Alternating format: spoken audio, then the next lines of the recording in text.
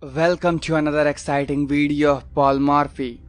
This game features quite the brilliant King's Gambit, and whenever King's Gambit is on the board, it is very exciting to see. So without further ado, on to the video. Paul Morphy with white pieces opens the game with this e4. We have e5 from black, and there we go. With this f4, the King's Gambit is on the board. So does black accept this or not? Okay, black goes for this and black accepts this challenge. Paul Morphy plays knight f3. Okay, we have g5, and immediately black is just threatening to just push this and attack the knight. Obviously we just want this pawn to be pushed, so this knight can jump on this g5 square. So pawn push takes place and Paul Morphy plays this knight to g5.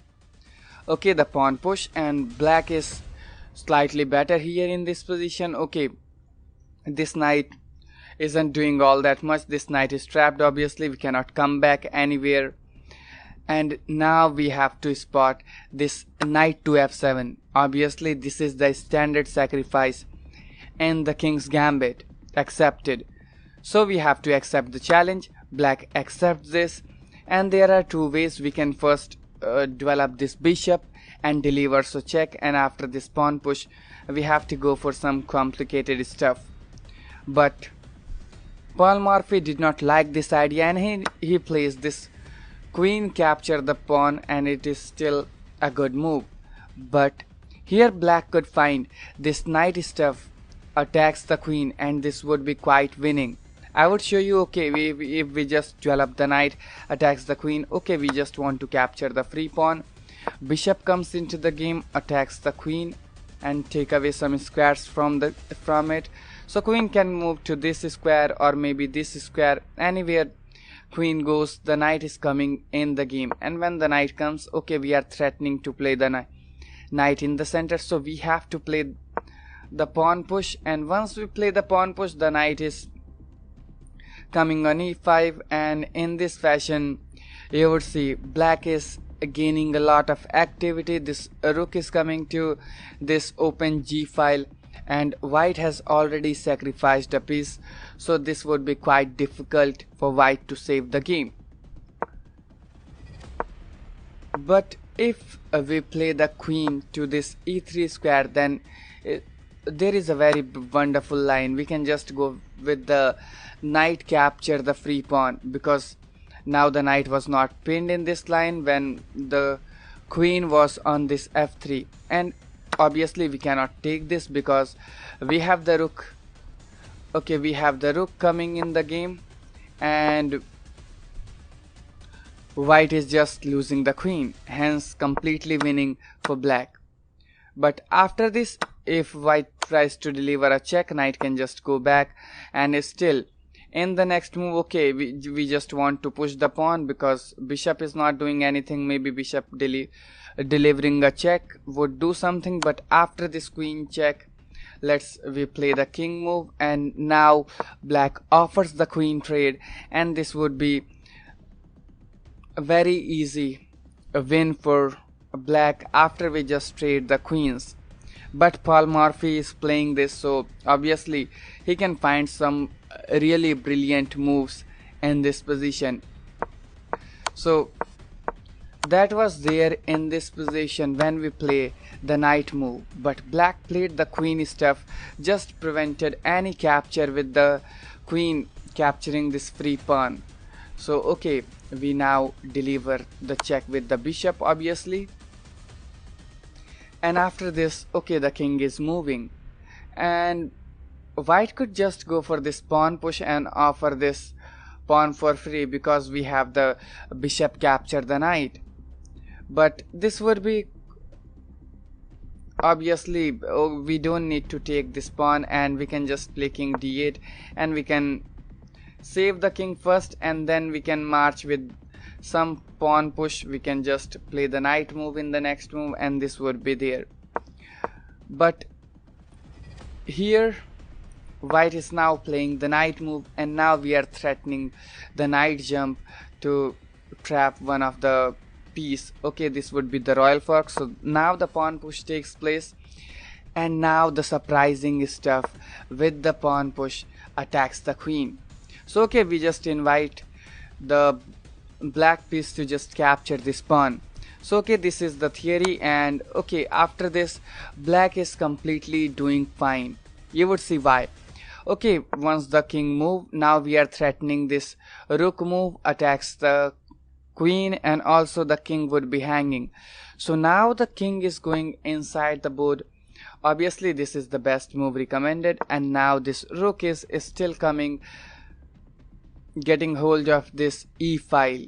And now it is very important to play the knight move and just attack the queen. And once the queen moves anywhere, let's say, okay, after we just go for the rook trade, we just capture here, we just traded the rooks, and black would be completely better in this position. The pawn push would be coming, and this rook is under attack, and we have already sacrificed a piece with white, so that would be completely losing. So that is why the knight jump is completely better in this position.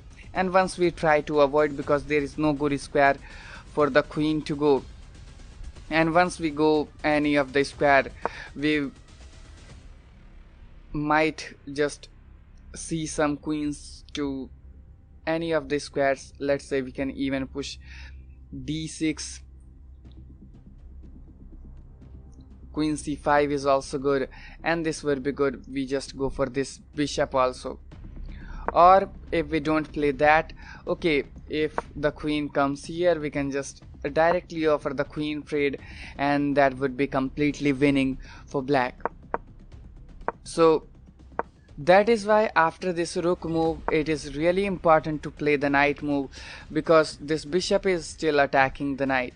But black here surprisingly played the blunder of this game and played the queen move attacking the bishop. But it is not clear why this move, because we just give up the free piece. Okay, after giving up the free piece, black is just counting on it. This pawn push attacks the queen. Okay, but now we reach the position from the thumbnail, and this is completely lost game for black. So black missed a tactic, and you are most welcome to pause the video and check that out. I congratulate you all who spotted this brilliant idea, and for others this is the rook lift, and we just play the rook lift and we reach the position from the thumbnail. Okay, we just allow this king to capture the rook, and it is not that we cannot accept this sacrifice, because even if we play this kind of move, we are just losing. This queen c8 is just coming attacking the bishop, and this would be easy win after this knight just gives the royal fork. So that is why it is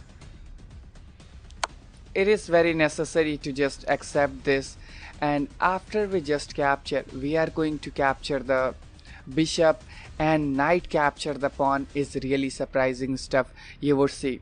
So okay, king capture, and once we capture this, queen captures comes with a check, so all the squares are just taken. Okay, this bishop covers this diagonal, and this queen covers this diagonal, so the king has only one escape. Okay, this move, and now we see the brilliant move with the knight, using the fact that the pawn is pinned and the queen is hanging. Okay, black played the last attempt to save anything, because even if we just play anything, this is just the checkmate, or we just give up the queen. But black decided to play till the end and played this move, and we see the brilliant checkmate on the board by Paul Morphy. So how was the video? Before I sum up this video, I want to let you know all my subscribers are enjoying exclusive content, opening traps, middle game theories, or whenever I post any puzzle, they get additional 25 puzzles each day with solutions, which they can practice on Leech's study and can download all PGN. You already know I pick up most important tactics, which is based on pattern recognition.